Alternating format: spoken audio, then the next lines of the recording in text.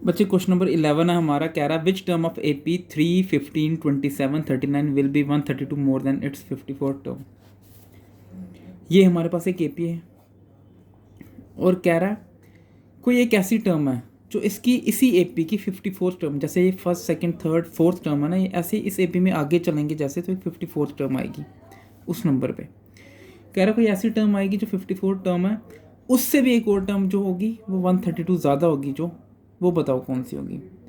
इसकी 54 टर्म, उससे 132 ज़्यादा एक्स्ट्रा ऐड करें, जो भी 54 टर्म होगी, जितना भी उसका नंबर होगा, जो भी टर्म होगा, ये उसका नंबर है और उसकी जो वैल्यू होगी उसमें 132 ऐड करो, तो जो आंसर आएगा वो कौन से नंबर वाली टर्म होने वाली है अपने पास, वो ये सवाल पूछ रहा है। तो फिर इसके लिए सबसे पहले तो मुझे इसकी 54 टर्म निकालनी है और फिर वो टर्म निकालनी है जो इस 54 से 132 ज़्यादा है। तो कैसे निकालेंगे, देखो सबसे पहले तो A54 निकालने की कोशिश करो। अब A54 आएगा कैसे, A54 के लिए अपने पास फॉर्मूला क्या है, A प्लस, सबसे पहले अगर हम A प्लस इसको भी छोड़ो तो AN के लिए अपने पास फॉर्मूला क्या है, A plus N minus 1D। मुझे निकालना कौन सा, A54 निकालना है। तो A54 कैसे आएगा, जहाँ N दिखेगा वहाँ 54 पुट करेंगे, तो A प्लस 54 माइनस 1D। इसी तरह से अब दो वैल्यूज़ चाहिए, एक तो वैल्यू चाहिए मुझे A की, दूसरी वैल्यू चाहिए D की। A मेरे पास क्या होता है, A मेरे पास होती है फर्स्ट टर्म, और D मेरे पास क्या होता है, D मेरे पास होता है कॉमन डिफरेंस। कॉमन डिफरेंस कितना, 3 और 15 है, 15 में से 3 जाएगा तो कितना आएगा, 2 ही आने वाला अपने पास। तो A और D की वैल्यू आ जाएगी इस तरह से, ये आ गया 3 प्लस 54 माइनस 1 कितना आ गया 53, और यहाँ D कितना आ गया मेरे पास, D की हम वैल्यू निकालेंगे तो D आएगा 12।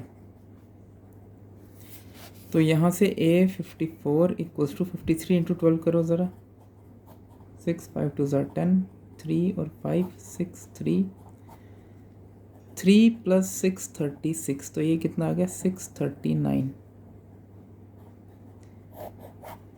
A54 की वैल्यू मेरे पास कितनी आ रही है, A54 की वैल्यू आ रही है 639। क्लियर है, ये समझ में आया।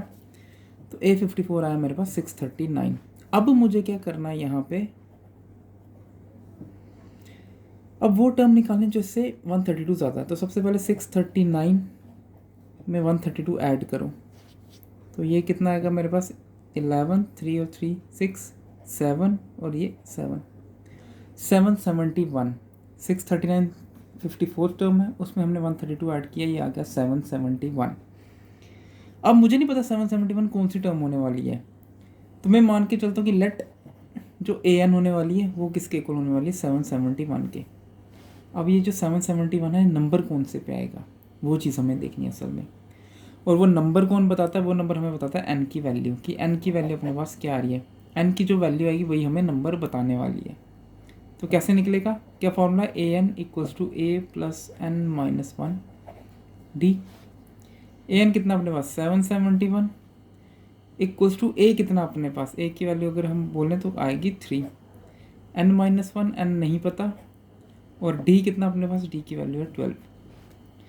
यहाँ से 771 प्लस का 3 है, इस तरफ आएगा तो माइनस का, इक्वल्स टू N माइनस 1 12। ये माइनस कर लो तो कितना आएगा 768 इक्वल्स टू N माइनस 1 12। अब ये 768 12 मल्टीप्लाई में इस तरफ जाएगा तो डिवाइड में, तो 12 6 72, 48 12 4 48। तो यहाँ से अगर हम N की वैल्यू निकालें 64 इक्वल्स टू N माइनस 1, ये माइनस का 1 ना इस तरफ आएगा तो प्लस का, तो N की जो वैल्यू आएगी वो 65 आएगी। मतलब जो 65th टर्म है वो 54th टर्म से 132 ज़्यादा होने वाली है। आई होप इतना समझ में आएगा। अगर समझ में आया तो चैनल को सब्सक्राइब कर लो और वीडियो को लाइक और शेयर कर दो। Thank you so much.